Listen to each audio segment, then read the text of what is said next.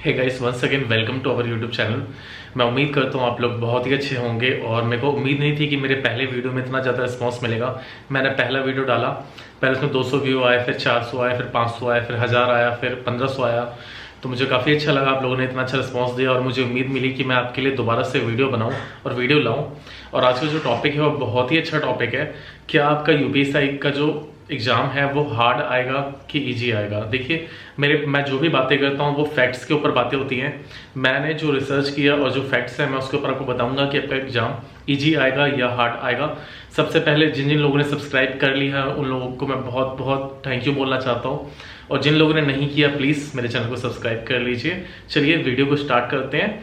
तो गाइस, मैं आपको बता दूं कि यूपीएससी का जो एग्ज़ाम है वो अगर आप बात कीजिएगा 2011 का या 2016 का, वो सारे के सारे इजी टू मॉडरेट थे। उनमें से कोई भी एग्ज़ाम ज़्यादा हार्ड नहीं था, वो एग्ज़ाम इजी टू मॉडरेट थे। बहुत लोगों को हो सकता है कि 2-4 क्वेश्चन ऐसे लगे जो हार्ड थे, बट अगर आप देखिएगा ओवरऑल तो पूरा का पूरा जो एग्ज़ाम था वो इजी टू मॉडरेट था। अब बात कर लेते हैं, क्योंकि एग्ज़ाम को हुए भी 5 साल हो गया है। अब 2021 की बात है, 2021 में क्या एग्ज़ाम हार्ड आएगा कि एग्ज़ाम ईजी आएगा, कैसा एग्ज़ाम आएगा? तो गाइस, मैं हमेशा से बोलता हूँ जो भी बातें होंगी वो फैक्ट्स पे होंगी। और गाइस, मैं आपको बता दूं कि हमने एक चीज़ ऑब्जर्व किया है, और आपने भी, अगर आपने इतने सारे एग्जाम दिए हैं, आपने देखा होगा ये चीज़ कि जब हम किसी और का पेपर देखते हैं तो हमें लगता है ये एग्जाम बहुत ईजी है और हम इसे आराम से इसके सारे क्वेश्चन कर लेते हैं। बट एक्चुअल में सामने जब हमारे पेपर आ जाता है तो हमें लगता है कि ये पेपर जो है ये पेपर सबसे टफ है। या आप अगर बहुत सारे शिफ्ट में पेपर देंगे तो आपको लगेगा सामने वाला शिफ्ट बहुत टफ आया, इजी आया, और मेरा वाला शिफ्ट जो है बहुत टफ आया। ऐसा होता है, और यकीन मानिए ये चीज़ हमेशा आपके साथ भी हुआ होगा। अब गाइस, मैं आपको बता दूं कि हम लोगों ने एक बात ऑब्जर्व किया है वो बहुत अच्छे से।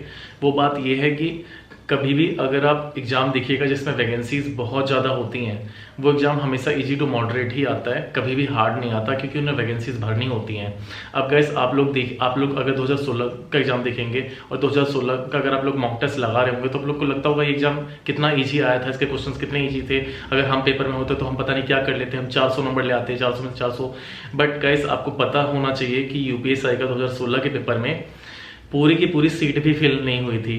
अब आप लोग बोलिएगा कि हाँ, उसका जो क्राइटेरिया था बहुत टफ था कि हर सब्जेक्ट में 50% लाना होता था इंडिविजुअली। तो गाइस, मैं बता दूं, आपको लग रहा होगा कि उस समय में ये टफ था, तो गाइस आज के समय में भी आपका कम टफ नहीं है। आपको ओवरऑल 50% अभी भी लाना है, चाहे चारों सब्जेक्ट मिला के लाना है, बट लाना तो अभी भी है।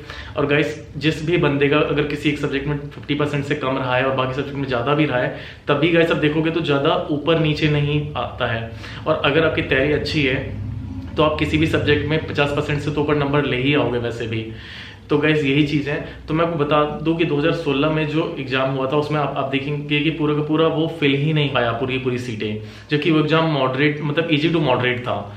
अब गाइस, बहुत लोग बोलते हैं कि यूपीएससी का जो 2021 का एग्जाम होगा वो टफ होगा, बहुत ज़्यादा टफ होगा। आपको बहुत सारे यूट्यूबर्स डराते हैं कि आप लोग बहुत हाई फाई तैयारी कीजिए, आप टफ कीजिए। क्या गाइस, आप सच बताइए, आप क्या आईएएस का एग्जाम देने के लिए जा रहे हैं, या आप किसी एक सब्जेक्ट के ऊपर पीएचडी करने के लिए जा रहे हैं? नहीं, आप नहीं जा रहे हैं। आप एक यूपी पुलिस की जो सब इंस्पेक्टर की पोस्ट है, जो कि ग्रेजुएट लेवल की पोस्ट है, उसके लिए आप एग्जाम देने के लिए जा रहे हैं। और इतिहास गवाह है कि जब भी कभी भी पुलिस की भर्ती आती है तो पुलिस में जो एग्जाम्स होते हैं वो हमेशा इजी टू मॉडरेट होते हैं। इसका एक रीज़न होता है। देखिए गाइस, आप जब पुलिस वाले बनेंगे तो आपको वो लोग जो करते हैं, जो लोग एग्जाम कंडक्ट कराते हैं, वो लोग बहुत इंटेलिजेंट होते हैं। वो ये नहीं चाहते कि आप बहुत ज़्यादा इंटेलिजेंट हो या आपको बहुत बड़ी कैलकुलेशन आती हो। वो आपको इस लेवल पे चेक करते हैं कि जब कभी भी आप किसी रियल टाइम सिचुएशन में फंसेंगे तो आपका माइंड कैसे यूज करता है। वो इस चीज़ों को आपसे चेक करते हैं। जब आप यूपी पुलिस में सब इंस्पेक्टर बन जाएंगे तो वहां पे आपके पास जब रियल लाइफ सिचुएशंस आएंगी, उस समय में आप एक आईओ बनेंगे, इन्वेस्टिगेशन ऑफिसर बनेंगे, तो आपको ये पता लगाना होगा वहां पर कि कौन सा बंदा गलत है, कौन सा बंदा सही है, और आप किसी चीज़ की इन्वेस्टिगेशन करेंगे तो वहां पर आपको ये देखना होगा कि क्या चीजें सही हैं, क्या चीजें गलत है। यानी आपका माइंड जो है कितनी तेजी से इंटेलिजेंसी वर्क करता है। आपको कोई साइंटिस्ट थोड़ी बनना है, आपको मैथ में कैलकुलेशन का महारत थोड़ी लेना है जो आपको कोई बहुत लंबी लंबी कैलकुलेशन दे देगा, आपको सॉल्व करने के लिए देगा। कभी भी कोई भी वनडे एग्जाम जब होता है, कोई भी वनडे एग्जाम होता है, उसका मैथ कभी भी बहुत ही हायर लेवल पे नहीं आता। अगर आप लोग में से बहुत सारे लोगों को डाउट होता है कि यार मैथ का जो पेपर है बहुत ज़्यादा अगर टफ आ गया तो हम तो फेल हो जाएंगे, हमारी मैथ वीक है, तो ये चीज़ें नहीं है। दूसरी गाइस मैं आपको बता दूं कि यूपी एसआई के अंदर में जो हिंदी है वो थोड़ा सा ठीक ठाक लेवल पे आता है। इसका एक रीज़न है, अगर आप यूपी के अंदर में रहते हैं और आप अगर यूपी गवर्नमेंट से कोई भी काम कराते हैं, कोई किसी भी तरह काम, तो गाइस उसके अंदर जो हिंदी वाला जो वेटेज होता है ना, सब काम हिंदी में होता है। इवन अगर आप किसी थाने में जाइएगा, अपनी कोई रिटर्न कंप्लेन भी कीजिएगा तो वो भी हिंदी में ही वो लेते हैं, इंग्लिश में नहीं लेते। अगर आप इंग्लिश में रिटर्न कंप्लेन दीजिएगा तो इंग्लिश में नहीं लेंगे कभी भी, आप ध्यान रखिएगा इस बात का। तो इसलिए वो चाहते हैं कि जब आप एक आईओ ऑफिसर बने या सब इंस्पेक्टर ऑफिसर, जब सब इंस्पेक्टर जब बन जाते हैं तो आपको हिंदी अच्छी आनी चाहिए। तो गाइस बात है, इसीलिए गाइस इसके अंदर में इंग्लिश दिया ही नहीं है सब्जेक्ट में, ताकि आपको इंग्लिश की इतनी खास जरूरत ही नहीं है, इसलिए इंग्लिश नहीं दिया है।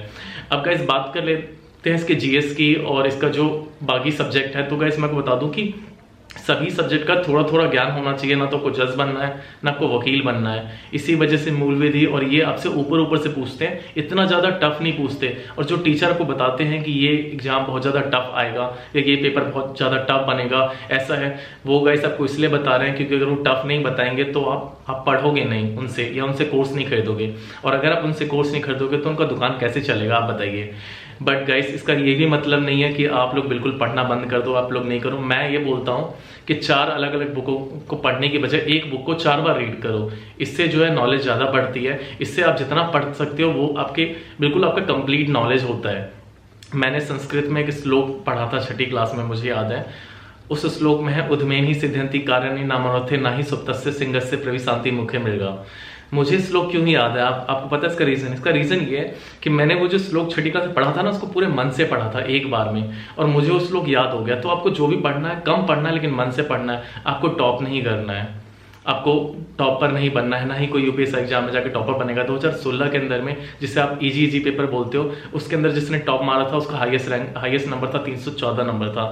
तो आप लोग सोच सकते हो, अगर आपका नंबर 250 से प्लस रहता है तो 100% आपको जॉब मिलेगी, क्योंकि बहुत बड़ी वैकेंसी है। और अगर इतनी बड़ी वैकेंसी के बाद भी आप अगर अपने आप को वहाँ पे नहीं प्रूव कर सकते हो, तो मुझे लगता है कि आपकी जो तैयारी है, आपकी जो प्लानिंग है, वहाँ पे कहीं ना कहीं कमी है। आपको उस कमी को अभी ही देखना है, एग्जाम से पहले उस कमियों को आपको दूर करना है, और जो आप कमियों को दूर कीजिएगा उस कमियों को आपको करना है। तो मेरे हिसाब से मैं जो को कंक्लूजन बता रहा हूँ वो गाइज ये है कि आप जो भी पढ़ाई कर रहे हैं वो इजी टू मॉडरेट ही आएगा, पेपर टफ नहीं बनेगा। पेपर एक ग्रेजुएशन लेवल पे बनता है, और सबको पता है कि ग्रेजुएट लेवल जो होता है वो क्या होता है।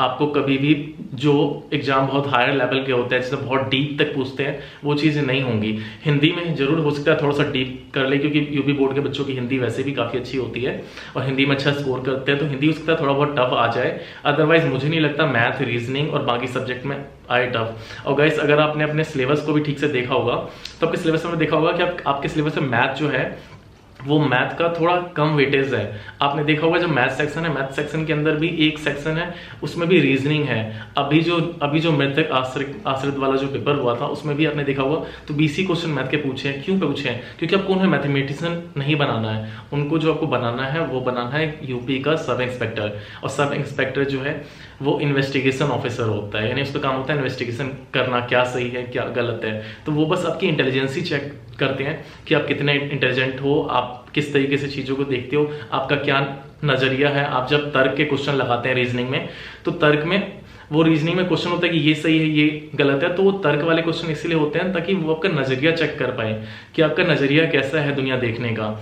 तो गाइस ये जो पूरा का पूरा जो एग्जाम का जो सिनेरियो होता है ना, वो सिर्फ और सिर्फ आपका माइंडसेट चेक करने के लिए होता है। इतना कुछ नहीं है टफ। अगर आप एग्जाम को बहुत ज़्यादा टफ लेके तैयारी कीजिएगा तो मैं यकीन से बोल सकता हूँ कि आप एग्जाम में जाके नर्वस हो जाएगा। आपको जो क्वेश्चन आते होंगे आप वो भी छोड़ कर आइएगा, आपको लगेगा कि एग्जाम बहुत आया टफ। कई बार क्या होता है, हम टफ के चक्कर में बहुत बड़ी बड़ी चीज़ें कर लेते हैं और जो छोटे छोटे क्वेश्चन होते हैं वो नहीं करते। इसकी वजह से प्रॉब्लम क्या होती है, जब एग्जाम में वो छोटे क्वेश्चन आते हैं तो उसे हम नहीं कर पाते, और जब हम उसे नहीं कर पाते हैं तो बहुत प्रॉब्लम होती है। हमें बहुत बुरा लगता है पेपर के बाहर भी आके कि अरे तो छोटा क्वेश्चन था बट हम नहीं कर पाए। इसका एक ही चीज़ है कि हमारे जो बेसिक्स हैं वो क्लियर नहीं होते। तो गाइस अपने बेसिक्स पे ध्यान दीजिए, जो आपका स्ट्रॉन्ग पॉइंट है उस पर ध्यान दीजिए, उस पर कीजिए। मैं आपको 100% यकीन से बोल सकता हूँ आपका पेपर इजी टू मॉडरेट आएगा, आपका पेपर हार्ड आ नहीं सकता। अगर हार्ड पेपर आ गया तो आप यकीन मानिए फिर से वही होगा, वैकेंसी खाली जाएगी। और सरकार ऐसा कभी नहीं चाहेगी कि आपके लिए अगर कोई 9,000, 9,500, 10,000 वैकेंसी लाई है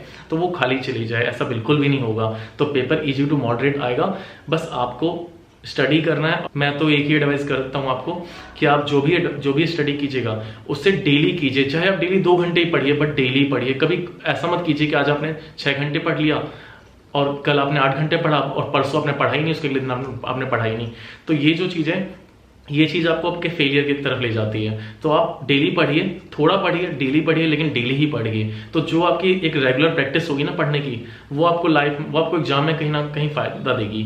तो ये चीज़ें, अगला जो मैं वीडियो है वो मैं बना दूंगा कि आपको एग्जाम हॉल में कैसे आपको एग्जाम अटेम्प्ट करना है, वहाँ पे क्या क्या चीज़ों का आपको ध्यान रखना है, एग्जाम से पहले आपको क्या क्या चीज़ें करनी है, इस चीज़ के ऊपर।